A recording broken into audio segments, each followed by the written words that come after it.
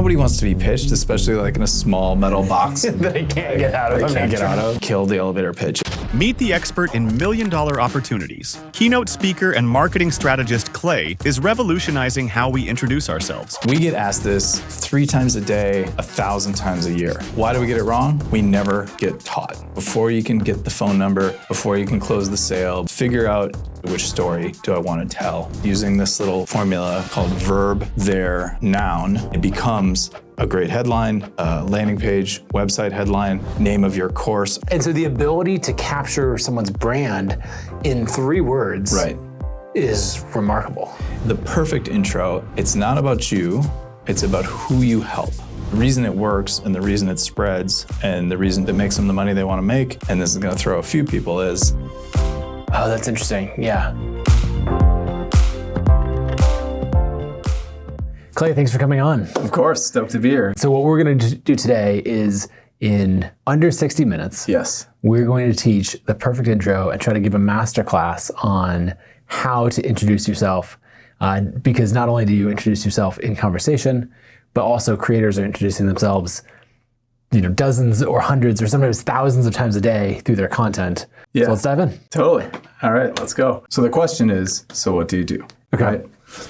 And we get asked this 3 times a day, 1,000 times a year. That's in person, not to mention all the digital times we introduce ourselves. So it happens a lot. Yep. So why do we get it wrong? Number 1, we never get taught. We never get taught how to introduce ourselves. I don't know about you, where you went to school, but I certainly did not have a high school or college class on how to introduce yourself. Yep. Or reason number 2 is we get taught poorly, which is this thing that I don't like called the elevator pitch. The idea is someday you're going to get in an elevator with an important person and you're going to hit the 68th floor. And by the time the elevator doors open, you better have pitched them and closed the business and closed the sale. It doesn't happen.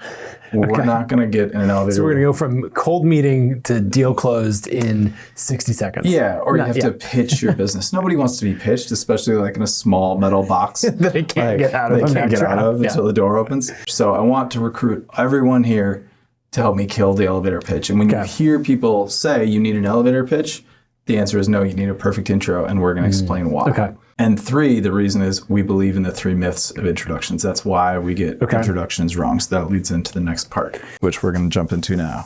Okay. So the 3 myths of introductions. Myth number 1, and these myths aren't horrible things about introductions. They're just sort of the way that we get taught to think about introductions. Myth number 1 is that it's about you. Okay. Your intro is actually not about you. It should be about who you help and why. And even that flips it from, you talk a lot about copy and messaging and talking about your customers, not about yourself, right? This is the introduction version of that. The best headlines on a kit landing page talks about the customer's pain and problem. This is very similar. Okay. Myth number 2 is that it should be 100% complete. Okay. Again, like I said, these things don't seem bad or wrong in a vacuum because there are lots of things that should be 100% complete. Well, so completeness is normally seen as a good thing. Right. And so if you were to do something and you're like, hey, Clay, could you do this? And and I come back, I'm like, it's 80% done. Right. And that's with my kids, right? They're like, hey, could you vacuum up that mess? Yeah, no problem. Sure. I come back and I'm like, all right. Not fully done. So we want 100% completeness normally in life, but in intros, you specifically do not want 100% completeness. Exactly. When you look at poor introductions, and sometimes this is when you ask someone, so what do you do? And they tell you their life story. That means it's probably too complete. Like, they included, we're going to go to sleep. Exactly. They included too many details, etc. And the last part is, and this is going to throw a few people, is that it should be 100% accurate. Okay. Now, I'm not saying to lie, but I'm saying that our desire to be 100% accurate typically causes us to use boring, clinical words, buzzwords, etc., and we'll get to buzzwords later. So these things, like I said, if you look at it, this is sort of how we get taught to introduce ourselves.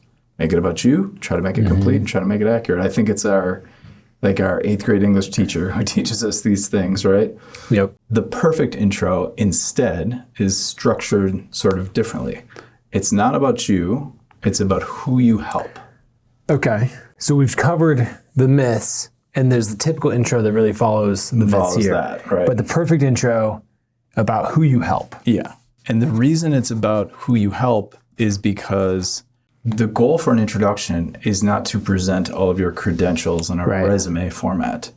It's to create a human connection. The best conversations in the world create real human connection. So before you can get the phone number, before you can close the sale, before you can, anything that you want to happen out of that conversation, there has to be real human connection. The problem with introductions, and part of the reason we get them wrong, is they're not designed to create real human connection. And that's what the perfect intro is really all about, is let's get to real human connection. Let's make a connection. And from that, you might be able to get the phone number, meet your soulmate, close a sale, whatever. Okay. But can you do any of those things if you never pass the point of human connection? Right. So let's design for it. So you make your intro about who you help instead of being complete. So you're right. So the typical intro is these things. Instead of trying to be 100% complete, you want it to be interesting. Okay. Think of your favorite movie. It probably doesn't open with something boring. Maybe the first 10 seconds, 30 seconds, minute, it's probably an interesting conversation. Great storytelling is often not linear. So if we're going, like thinking about completeness, accuracy, all of those things, we're thinking in terms of start at the beginning, tell it from there. But yeah, you're right. We're thinking about the movies that we watch. They have that scene. Yeah. And then for the rest of the movie, they're giving you clues that unpack that scene. Then you realize like, oh wait, that scene hasn't happened yet. Yeah. That's coming up. We're building up to this moment. Totally.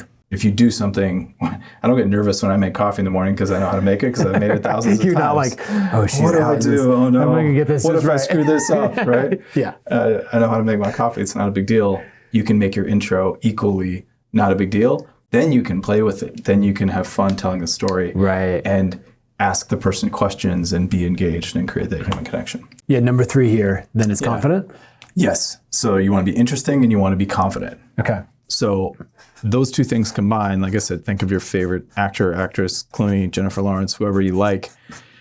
George Clooney was not a confident 1-year-old. It may seem that way now because he's so confident and suave. Right. But he has some of the best writers in the world writing a few lines. He memorizes them to the point where they're in his bones. And then he delivers them and gets a few chances at it. We all have the same opportunity. Right. We're going to do some writing in advance. We're going to craft some words. We're going to craft your intro, do it in advance, practice it, and then rehearse it and test it in these different reps. You can go to Craft and Commerce and introduce yourself 20 times and practice it and see what feels good. Try this on. So we'll start with the base formula. You want to jump to that? Okay. So the base formula. This is sort of I won't say boring, but it's sort of the basic white rice version of this, and then we'll add some spices and sauces. So in the base formula, this is better than the generic intro. Still. Better than the elevator pitch, better than the generic intro. So what's a common intro that you would hear someone like, so what do you do? Yeah. So it's a great question. So like what's bad? Right. Common but bad. Common but bad is your industry, your role. So say industry. I'm the VP of... Oh, industry. Industry's like, I'm in real estate. I work in medical sales. I'm in medical sales. I'm in finance. Yeah. I'm in industry. Oh, that's interesting. Yeah. If it's not wrong, right? It's accurate and it's not complete, but it's accurate, but it's boring. Yeah, someone could say, I'm in real estate. Okay. That tells me almost nothing about you, because even within real estate, there's 100 different things that you could be doing, because you never know who you might be sitting with.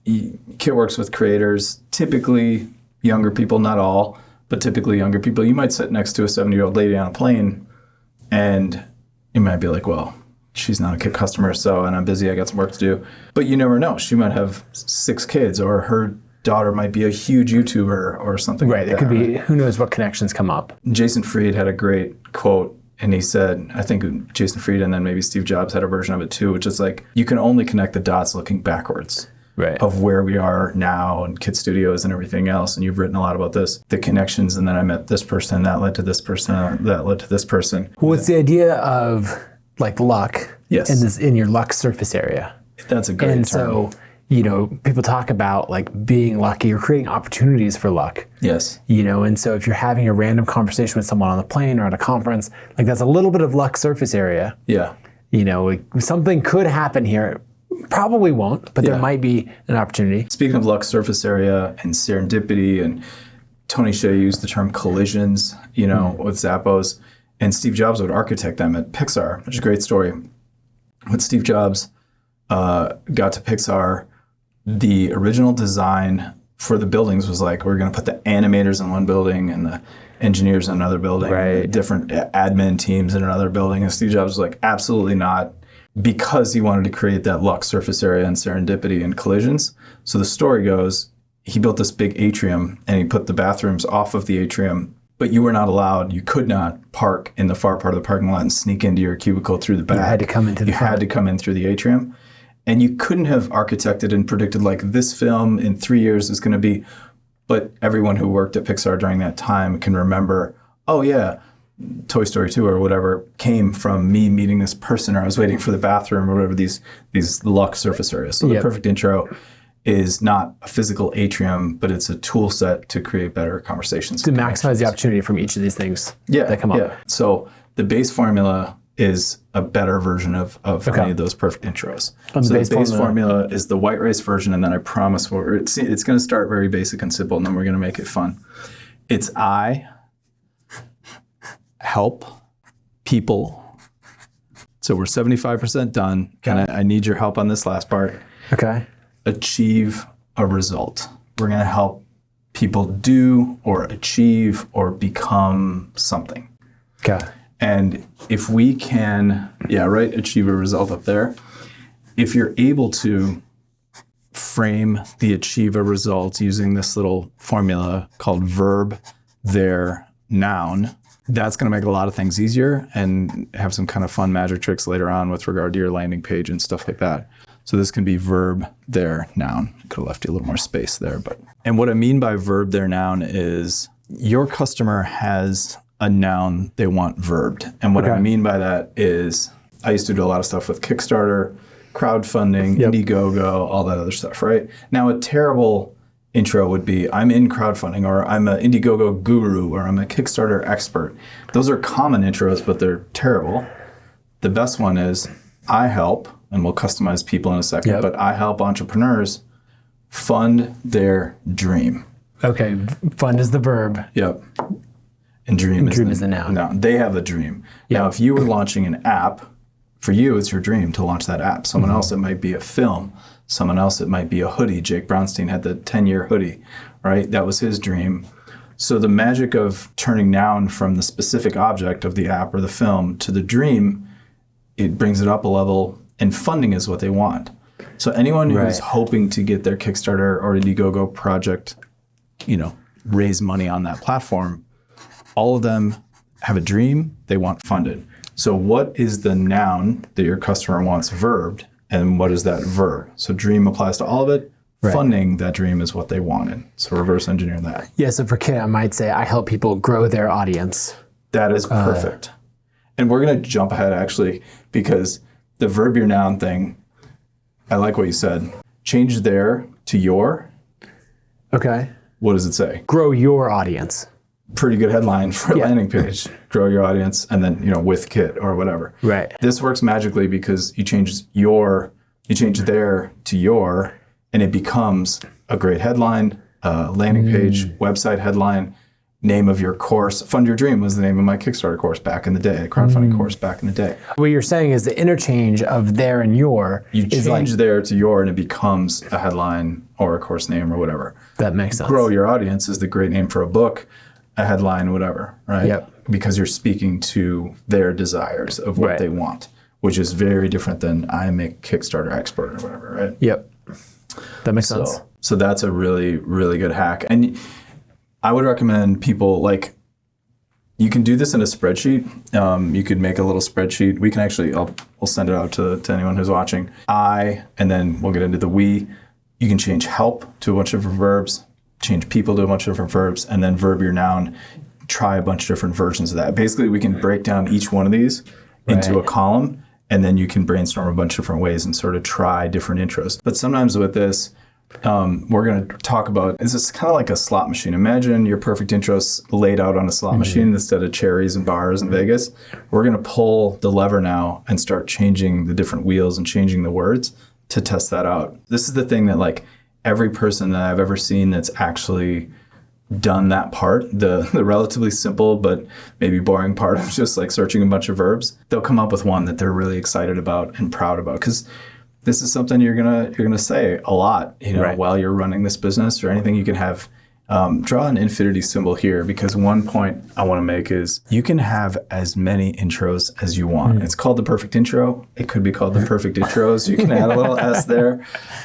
The idea behind this, don't get stuck on I have to have one, because that's where people try to make it 100% complete. They try to put making one intro for everything that you do is like trying to put every item you own in the trunk of your car. It literally just does not fit. And so you can have as many as you want. If you're going to a particular, if I'm going to craft and commerce, I would, using the perfect intro, as I get out of the car or get off the plane, be like, what am I going to use at Craft and Commerce this weekend, right? What perfect intro am I going to use?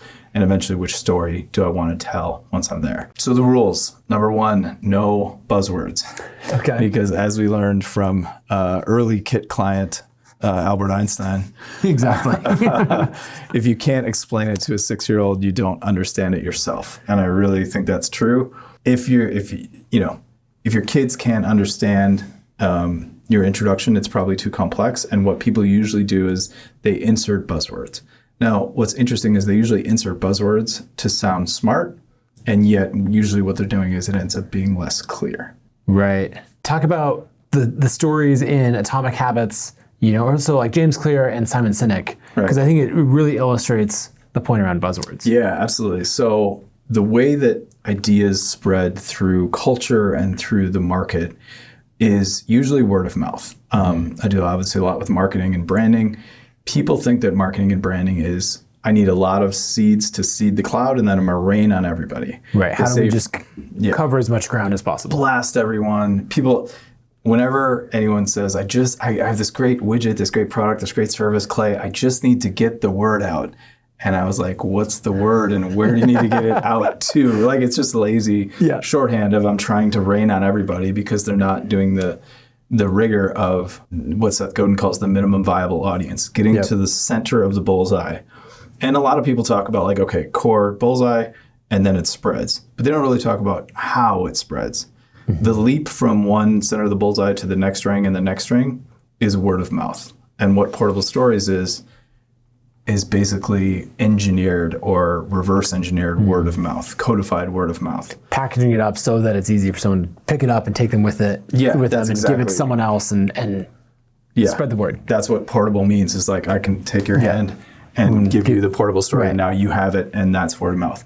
So what James did brilliantly in Atomic Habits is he codified a number. In a book like that, 3 to 5 is really good. You don't need 50. But he said, which I believe was a repurposed old military quote that he customized for his book, is, we don't rise to the level of our goals, we fall to the level of our systems. Because in that part of the book, he's talking about building systems for your habits. Pretty simple phrase, but back to no buzzwords. The most complex word in that whole thing is the word systems. It's 2 syllables and 7 letters? Right. That's no buzzwords, right? Yeah. And if you look at and what the reason it works and the reason it spreads and the reason James went from selling 1 million books when he launched it with his marketing plan to 10+ million books, and it'll probably be more and more over the years, because Atomic Habits was one of the most talked about and referred and recommended books. But that phrase was not buried in body copy on page 182. That phrase was highlighted in the book, and he talked about it on his blog, and he posted about it on social. So for anything that any creator wants to spread through the world, of course, make it great. But if its greatness is buried in body copy on page 172, only the people that see that and happen to highlight that part and then take that forward, you're reducing your luck surface area of your idea spreading. The buzzwords introduce friction to be able to tell that story further. And similar with the Simon Sinek stuff, people don't buy what you do, they buy why you do it. What's the longest word in that? People? Like, I mean, that one, like almost everything is one syllable. Yeah, like, it's super short and simple. But when what's interesting is people inject buzzwords to sound smart, and yet the reason Atomic Habits and Start With Why spread is people wanted to sound smart recommending that book at a cocktail party, and someone said, "Oh, I'm not selling enough widgets." I said, "Actually, Nathan, that's because people don't buy what you do; they buy why you do it." Most of the people that said that didn't say, as I read in Simon Sinek's great book earlier today, but when they say it enough karma comes back, and enough people get their... Or later in the conversation, right. Like, oh, that's brilliant. Where did I hear about that? Yeah. Like, actually, there's this book that I should have attributed from the beginning, but So it's not on here, but figure out your portable stories for, and we can include a little resource or something for that. But portable stories is codifying how your idea spreads. And the key thing is it's got to be a little bit contrarian, and it's got to make the person repeating it say that the way they want to sound. That makes sense. Okay, so no buzzwords. No buzzwords. We've got those limited. Fewer words and syllables, which is sort of what we were just talking about with James and Simon. People don't buy what you do, they buy why you do it. Again, write these out and just notice how simple they are. And when you want to put, when someone wants to put implement CRM methodology, it's like, no. Every industry has buzzwords, right? Yeah. And just stop yourself from doing that. And then shoot for intrigue over info. Okay. You want to shoot for intrigue over information. Kind of back to the movie scene thing. One of my favorite perfect intros, my great friend Doug. Shoot for intrigue over information or info. Okay. Info is fine. You can get to info later on. Yep. You can get to info deeper in the conversation. Back to our sitting with someone on a plane example in the exit row. If you have a great intro and they say, "So what do you mean?" And then you have this great conversation, the info can come later. You're going to be an hour up in the sky, and now you're getting into the intro. We got to get intrigue. Yeah. You're going to get. Well, you'll eventually get to the info if you start with intrigue. Yep. Intrigue creates the conversation, and eventually you'll get there. People are worried that if they don't dump all of the information, we sort of create these conversations like we're like emailing in a resume, right? Like it's not a back and forth. Like we're sending in all the information. But we want it to be like the pickleball match last night with this nice back and forth. You hit it over, I hit it back. You can ask a question, and that's what a good conversation looks a little balanced, right? Just like a great podcast, you have eventually, some back and forth. Yep, that makes sense. What's an example of a perfect intro that really creates intrigue? Yeah, so one of my favorites is Doug Brackman. We teach people how to meditate at gunpoint. If you meet Doug on a plane, and you say, "So what do you do?" He'll look you in the eye and smile, and he'll say, "We teach people how to meditate at gunpoint." And a slight pause after meditate. So he used guns and long-range sniper shooting. It's all very safe. Nobody has a gun pointed at them. Yep. To teach how to calm your brain, because you're not going to hit the pie plate at 925 yards if your whole brain and body isn't calm. And he teaches you how to breathe and how to exhale when you're shooting the gun and stuff. So essentially, but we teach people to meditate at gunpoint is better than we created a feedback loop for meditation. That's like too complete. Right? And maybe not as intriguing. Or typically he'd say, said like, well, I used to be an Army Special Forces sniper. And so then I got into the world of entrepreneurship, and then I decided that I really kind of fell in love with meditation. Right. Blah, blah, blah. And that's actually better than what most people would do, but still. But it's only better because the content of his life is so interesting. Right. But the at gunpoint thing opens this loop that you can't just ignore the person and go back to your phone and your computer.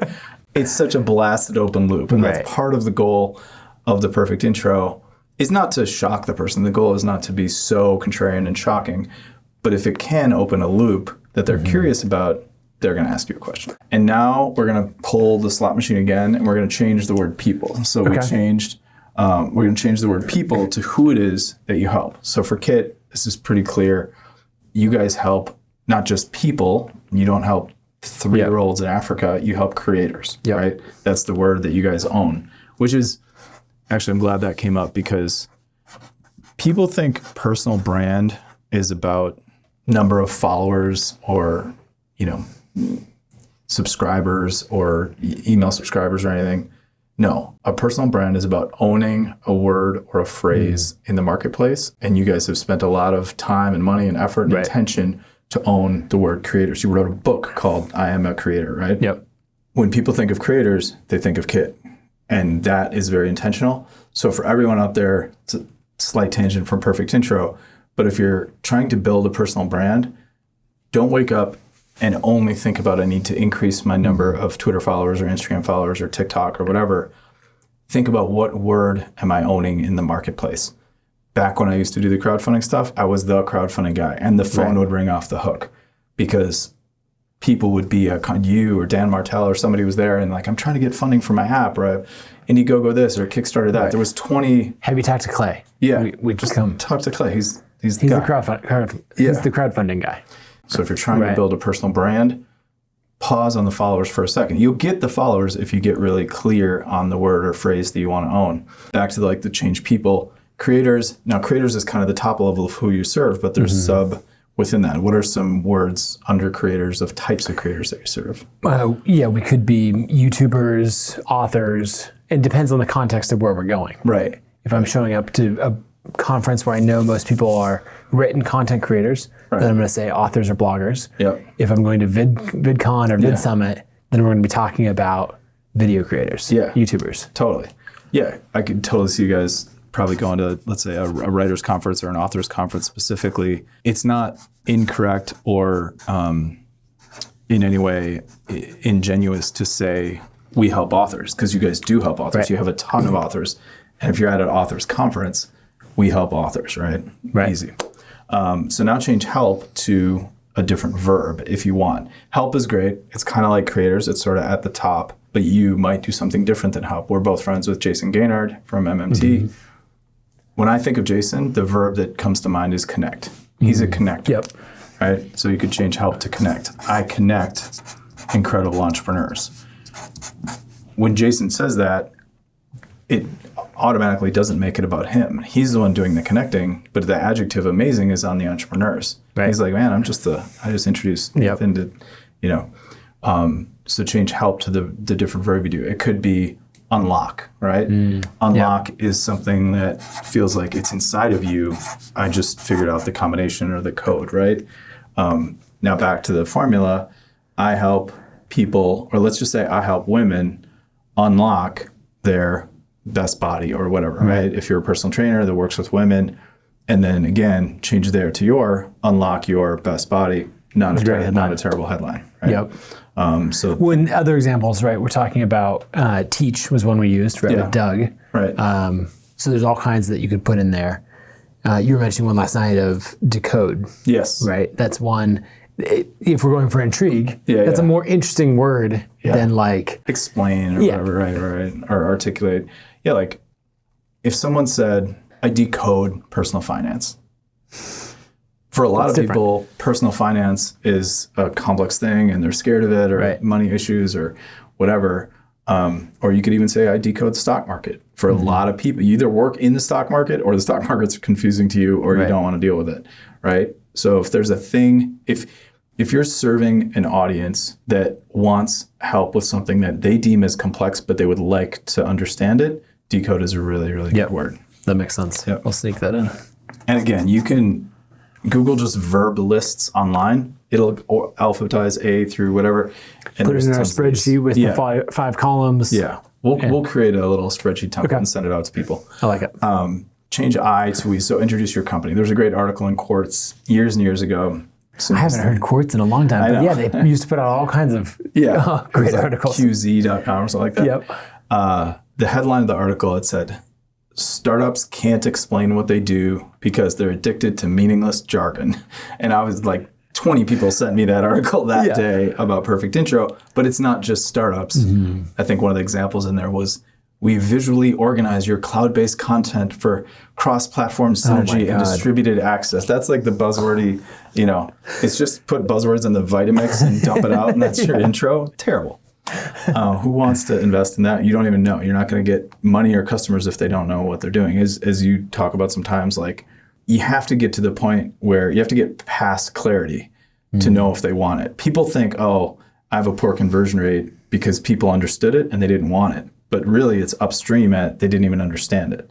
When the number of times that someone doesn't understand something and then they're like, yeah, it's not worth the effort to try to understand it. Always. Like, I don't want to look dumb. Right. Maybe everyone else understood it and I didn't. Exactly. I don't have time, right? If I ask you to explain this thing, then you're like, well, actually, dinner's starting, and if, there's all kinds of reasons. Right. When if you had just spent 30 minutes to improve your copy, right, you could have gotten to something that I would understand or would intrigue me enough that I would want to ask more. Back to like James or Simon and those most complex words being people or systems or these simple words, simple to understand.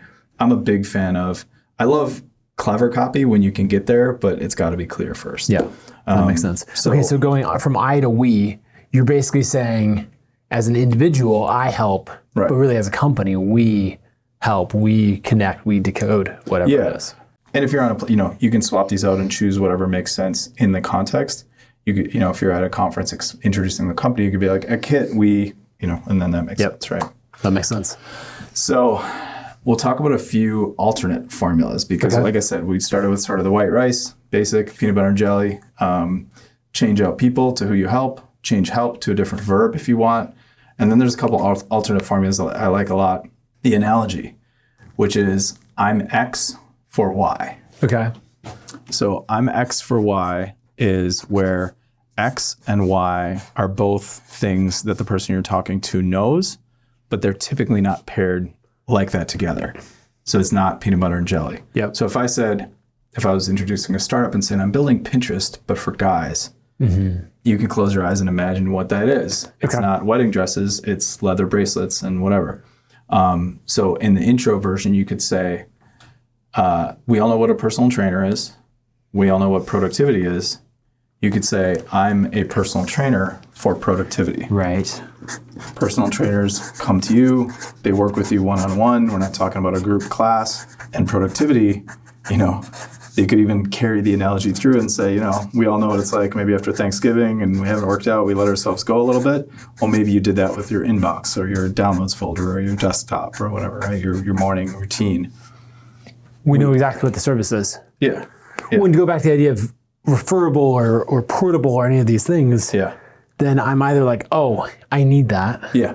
Or I know someone who needs that. Bingo. And then when I'm going to talk to, I'm like, hey, you got to talk to my buddy Clay. He's a personal trainer for productivity. And it's one of those lines as it even rolls off, I'd be like, get this. Yeah. He's a, and you'd say it that way. 100%. And people would be like, oh. Yeah. Either they would say, I have no need for that. Right. I'm God's gift to productivity. Sure. Or they'd be like, oh my gosh, that is the thing that I need more than anything. Yeah, so think of the two, that's spot on.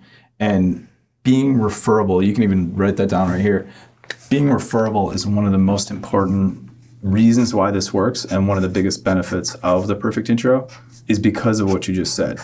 There could be someone who's just as talented with productivity, but if their intro is this 4-page long thing, and the people close to them don't really understand what they do. Yep.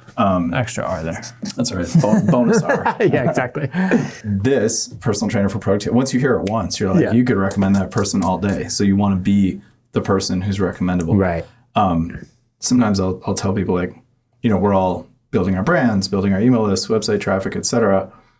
And some people get into like, if you're on Twitter at all, you get people pitching you for cold ads or a high converting landing page or whatever. Most people have a phone, and in that phone, there's at least 500 contacts. People you actually know in real life, friends, family, the circles of your actual relationships. If they all knew what you did, as well as Nathan's a personal trainer for productivity, you would probably have as much business as you want, especially for a lot of creators, anyone who's service-based, who's trying to get their client book full. You probably don't need paid ads. You probably need the people that already know and want to send you business to understand. And it's funny because like I see people being proud on Twitter and social media of like how poorly their parents understand what they do. And I get it, but like why? If your parents don't even understand it, like how does your target market understand? It's like being proud of bad handwriting or whatever. It's like, or you could fix that and be booked out. It's up to you either way. Yep, that makes sense. So we go the analogy to the transformation. The transformation is we turn X into Y. And this could be like we do a lot, you and I both know a lot with like books and publishing and stuff like that. This could be as simple as we turn ideas into books, right? X is ideas, Y is books. If someone wants to write a book, you have books and you're writing another one, I have a book, I'm writing this one, like you have an idea, you want to turn it into a book. Right. That is a good, perfect intro and a pretty good headline for a publishing company, right? Yep. So that's a simple example. Dr. Jeff Spencer. Do you know No. Jeff Spencer? He was Lance Armstrong's chiropractor for like 7 Tour de France victories. He didn't know about the doping and all that, but he would get his back and on the table and all that. He still works with champions and athletes and stuff. So he's got kind of like the entrepreneur aspect of his business and then also athletes. So he says, he uses I because it's just him. I turn athletes into Olympians. Do you see the clarity of that? There's a transformation there. The transformation. And I can picture Olympians. Totally, 100%. And you can picture an athlete that wants to be an Olympian, and you can probably picture his training methods too. It's also pretty ownable, sort of like we teach people to meditate at gunpoint. Yep. It's very ownable, right? Yep, that makes sense. Have fun with it. Do you know Sean Stevenson? Eat Smarter, Sleep Smarter. Yep. Amazing dude, right? Incredible, funny, incredible podcast. If he follows the rules, it could say, I help people get better improve sleep. their sleep, right? Yep. Verb-Their-Noun. And then if he did a website, it'd be like, improve your sleep. Mm-hmm. Not terrible, but a little dry and boring. Sean is anything but dry and boring. So he could say, I put people to sleep. It's like, what? You put people to sleep? Or, Sean's ripped. He's got the abs on his website. He's probably got a picture of him shirtless. He could be like, I help people in the bedroom. And if you meet Sean on a plane, that's his perfect intro. He can say, I help people in the bedroom. And you're like, oh, is he a sex therapist? Yeah. But no, he means sleep and melatonin and dark and cold and all that stuff, right? Okay. So you can have fun with it. The point of this is because it's the beginning of a conversation, if you can start with a laugh or a smile, especially if this is on brand with your personality. Right. Yep. Yeah. And then that carries the intrigue through. Yeah, I like it. Okay. What do you mean, how short can you go? So you're in the world of creators. Let's think of some of the most sort of legendary folks that if there was a pyramid, they would climb up to the mountain to talk to Mr. Seth Godin or Mr. Gary Vaynerchuk, right? Yep. When people ask Gary V, so what do you do? He says, I day trade attention. And he's been saying that for as long as I've known him, 15 years. Okay. And he's always said that. Sometimes he says, I day trade attention and build businesses, but really, I day trade attention. 12, 13 years after the first time I heard him say this, he wrote the book, Day Trading Attention. So on brand and consistent. It's also fairly ownable in that nobody else says they day trade attention, right? So that combination of words, if you do hear it, you think of Gary. And then Seth Godin, also 3 words. That's 3 words. One of them's hyphenated, one of them's I. Seth has the same thing. He says, I notice things. I heard someone ask Seth Godin on a podcast. They knew who Seth was, but they said, for our audience, explain to them what you do. And he says, well, really, more than anything, what I do is I notice things. And then I speak about them, and then I blog about them, and then I give speeches and write books and things like that. One of my favorite examples, not a Seth Godin one, but Mike Cesario, who built Liquid Death, he noticed a guy who cracked a Monster Energy backstage at a performance, and he dumped it out in the can. And Mike Cesario is sitting there. He heard, it's a very unique sound, the crack of a new can. And so it kind of caught his eye, and he looked, and the guy dumped it out. So he's watching this blue liquid go into the garbage can. He's like, what's that about? Why would someone crack a new thing? And then he went over to the water thing, and he filled it up, and he took it out on stage, and then he jumped and performed and was doing his thing. And Mike Cesario said, what's that about? Why did he dump that out and fill it with water? Oh, he's sponsored by Monster Energy, but he doesn't want to be all monster jittery while he's doing his performance on stage, but he filled it with water, so he needs to drink water. There's no water that's cool. There's no water that's rock star. There's no water that's edgy like that. Mm-hmm. And so it took him years. It wasn't like the next day he launched Liquid Death, but he noticed that water wasn't cool and built $1 billion brand selling a product that's the same water that's in all the rest of it. Mm. Yeah. One thing that I noticed about both of these, speaking of noticing things, yes, very is they represent Seth and Gary, like their personalities. Yeah. Like day trading attention. It's frenetic, it's active. We're doing all these things. We're working 18 hours a day. We got all this stuff going. Yeah. And I notice things. You also get a visual. Right. I get this like something you're sitting on the park bench, and you're like, oh. Yeah. Yeah. And so the ability to capture someone's brand in 3 words Right. is remarkable. And what Seth does, even though he's got 20 plus books and all these different projects, those are all the result of him noticing something. So like you said, it's not just the energetic on brand. It's like it matches their, their energy and their heart rate. It's also very ownable. Day trading attention, and now Gary just wrote the book, right? Yeah, that's awesome. So why it works, referable might even be number 1, but it's memorable, it's referable. It helps you stand out. There's a lot of, copywriters. You have a lot of copywriters and creators and stuff. If they don't write copy themselves, they work with copywriters that do it. Think of this as a headline for the conversation that you're about to have. And that headline is probably, it can be in person or it can be digital, right? It can be an actual headline on your website, on your landing page, on your social media. That makes sense. Yeah. So okay, so what's this? Your case story. Yeah. It's another. It stands out to me. Yeah. Because I'm like, oh, you meant to write case study. Yeah. And it's like, no, you didn't. I know you're always intentional with words. Yeah. So it's not a typo. Right. Like day trader attention. It's like, which is a good lesson for your folks too. Name and claim. We tried to make things. We want to stand out, and we want followers, and we want a different brand, and to be the choice. And then we look over our shoulder and try to name things. The entrepreneurial scorecard. Well, 27 other people have named something the entrepreneurial scorecard. So give it a name. So I call it a case story. We all know what a case study is.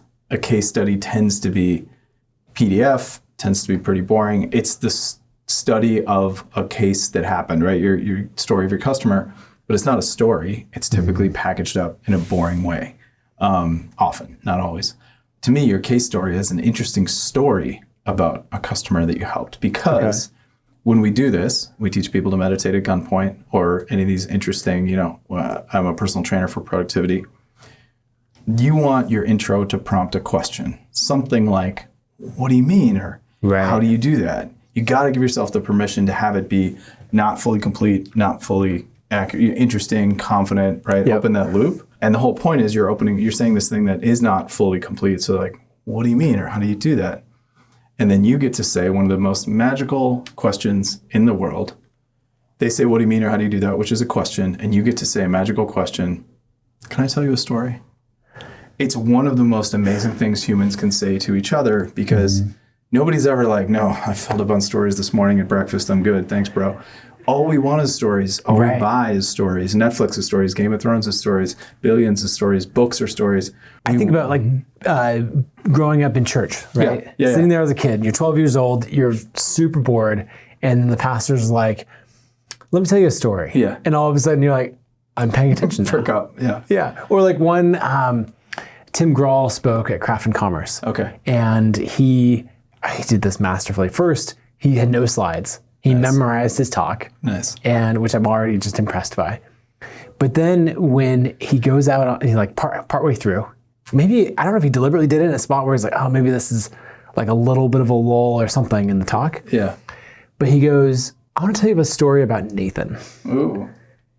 That I don't have permission to tell. So there's a few things. One, the intrigue of the story, like everyone's immediately paying attention. Yeah. About Nathan, right? Like I organized the conference, everybody knows me. And then the line of, I don't know that I have permission to tell this. I don't know that I have permission. Yeah. That's even better. Or I didn't get permission, any of these things. It's not that it's a story that I would be upset about.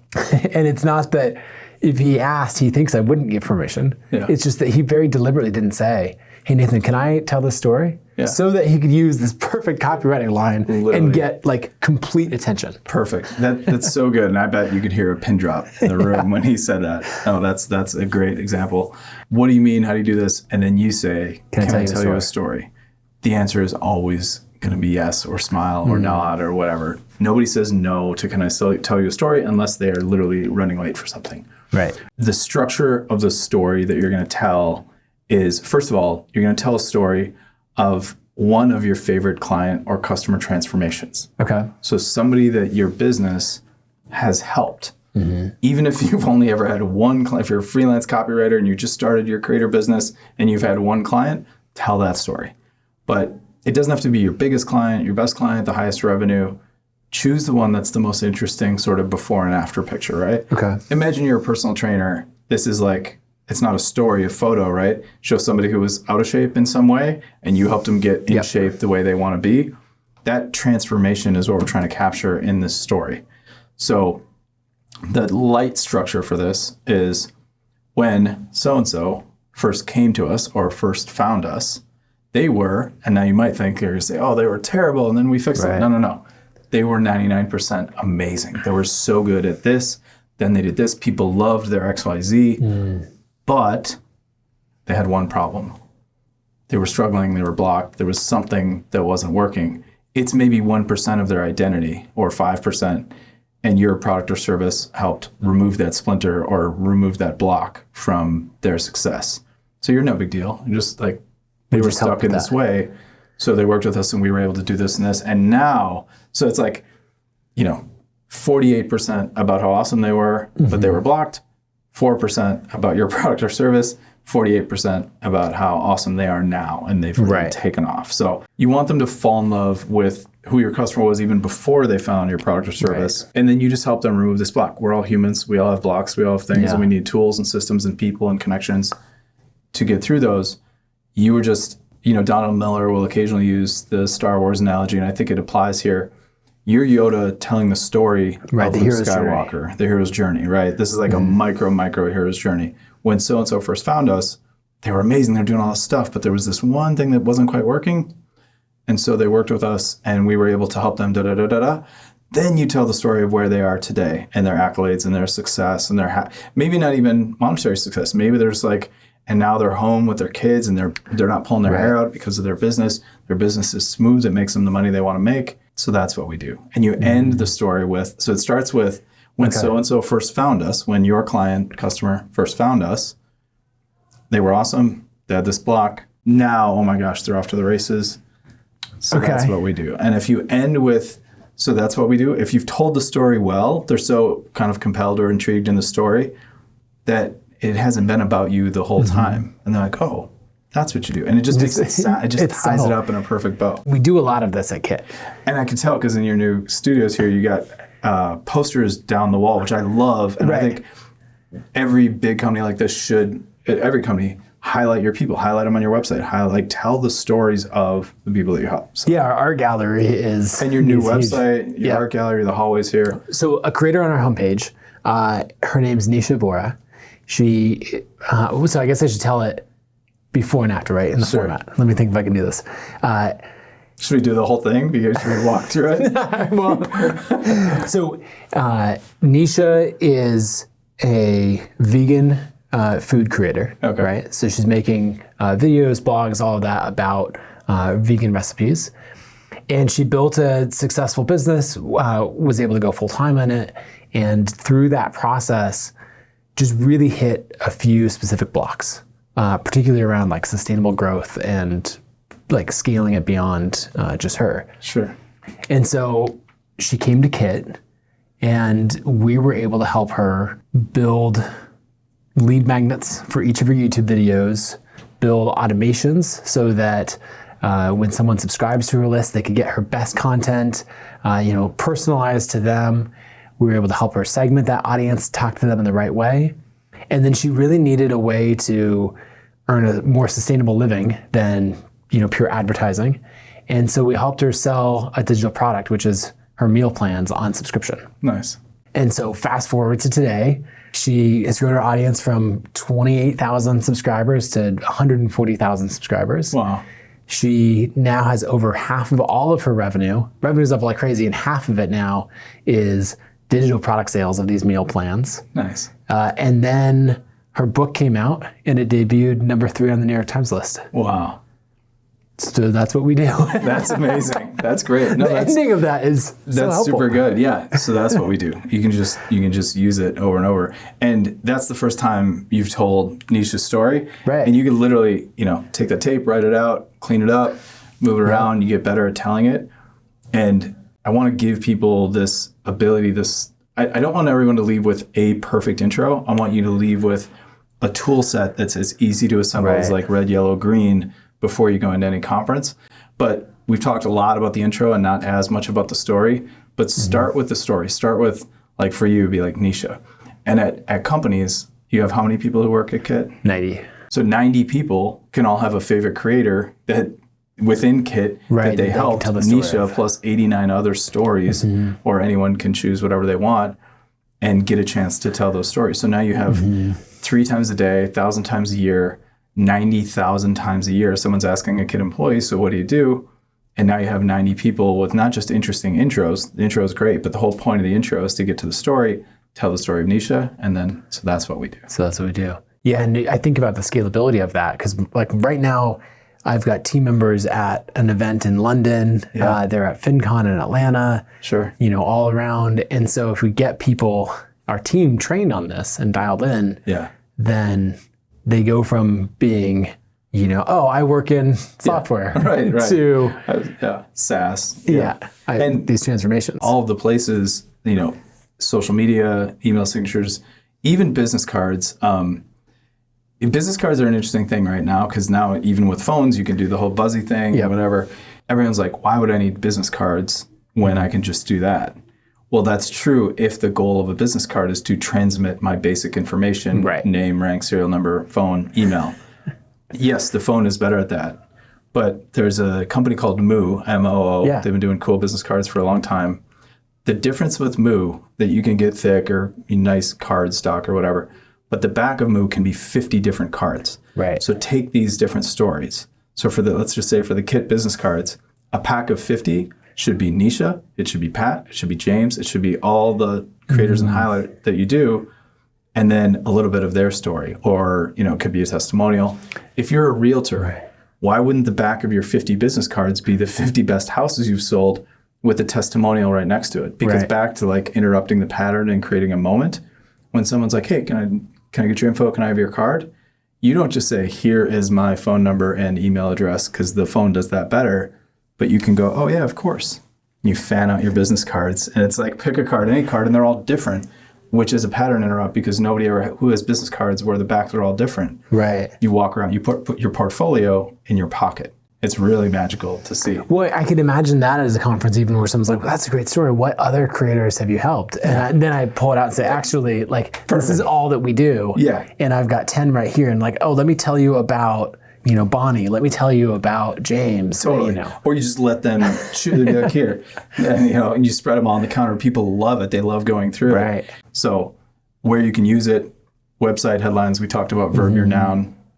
Take the IO people Verb-Their-Noun, change their to your, just flip there to your, and you can use it on a website, landing page, business cards, social media. And one intro touch point that a lot of people forget about is email signatures. So you've got 90 people. Those 90 people, I'm not talking about Kit sending out a, you know, subscribe, your customers who send out subscriber email newsletters. I just mean external emails that Kit employees send to vendors and to conferences and everything else. What if there was a linked thing in the email signature that said Nisha's story? If that was that employee's, if Nisha was her favorite story, James's story or whatever, and then that links to bring case stories all the way through everything that we're doing. Kit.com/Nisha/this/that. You guys do a great job of that already. It's just taking. But that's a new touch point that we don't use. Sure. And like, you can see how each individual employee gets to be like, well, yeah, I'm here because of people like Nisha, or everyone's got their favorite creators, right? Our employees' favorite creators in their email everywhere else. What's the 2 most powerful words? Yeah. So to wrap up, it's you and your. So this is the your, because by using you and your, it's not free, it's not 100% off, it's not sale. You and your, because that makes it about the customer, not about yourself. So this is the difference between I'm a Kickstarter expert versus I help entrepreneurs fund their dreams, and then your fund your dream makes it about them. So it really goes back to what's the noun that your customer wants verbed, and then what's that verb. A really useful exercise is to go through your entire website, landing page copy, email signatures, and look for every instance of I and we and things like that, like what we do, and try to rewrite it with you and you're talking about your customer. Because that's going all the way back to the 3 myths of introductions. The very first one, it's about you. Right. And you're saying, no, it's about who you help. Right. And so you and your, like, brings you into that, like, this is who we're helping. This is who it's about. Right. Like you said, grow your audience.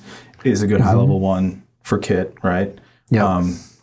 And you can repeat the Verb-Their-Noun over and over so people really land with it. That's awesome. I love this. This has been a complete masterclass in basically an hour.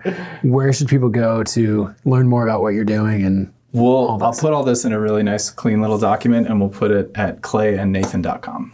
There you go. There's even something in that of the custom domain. Awesome. So klayandnathan.com. You should go check it out. Clay, thanks so much for coming on. Of course. Thanks, brother. If you enjoyed this episode, go to YouTube and search The Nathan Barry Show. Then hit subscribe and make sure to like the video and drop a comment. I'd love to hear what some of your favorite parts of the video were, and also just who else do you think we should have on the show. Thank you so much for listening.